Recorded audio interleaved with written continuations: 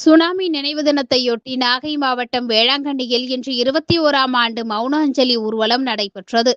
பேராலயம் மீனவர்கள் மற்றும் வர்த்தகர்கள் சார்பில் நடைபெற்ற மௌன அஞ்சலி ஊர்வலத்தில் நூற்றுக்கணக்கானோர் இதில் கலந்து கொண்டனர். அப்போது இறந்தவர்களின் ஆன்மா சாந்தியடைய வேண்டி பேராலய அதிபர் இருதயராஜ் மற்றும் பங்கு தந்தை அற்புதராஜ் தலைமையில் இந்து, கிறிஸ்து, முஸ்லிம் என மும்மத சிறப்பு திருப்பலி நிறைவேற்றப்பட்டது.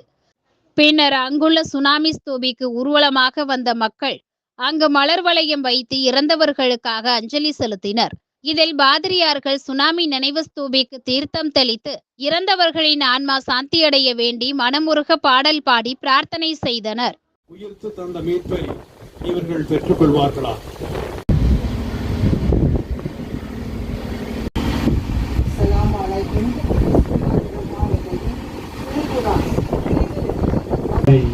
ஞான நூலிலிருந்து வாசகம். அதிகாரம் 3. திருவசனங்கள். உறவுகளை இழந்து கண்ணீரில் வாழ்ந்து கொண்டிருக்கும் உற்றார் உறவினர்களுக்கு இந்த இழப்பை ஈடு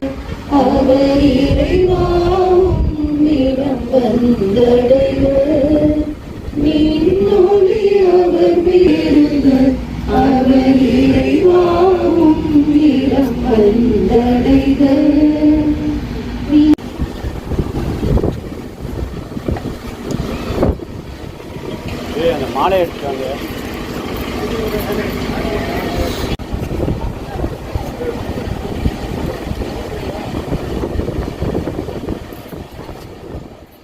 அதனைத் தொடர்ந்து சுனாமியில் இறந்தவர்களை அடக்கம் செய்த இடத்தில் அவர்களது உறவினர்கள் பலகாரங்கள் படையலிட்டு மெழுகுவர்த்தி ஏற்றி வைத்தும் கண்ணீர் விட்டு ஆன்மா சாந்தியடைய வேண்டி பிரார்த்தனை செய்தனர்.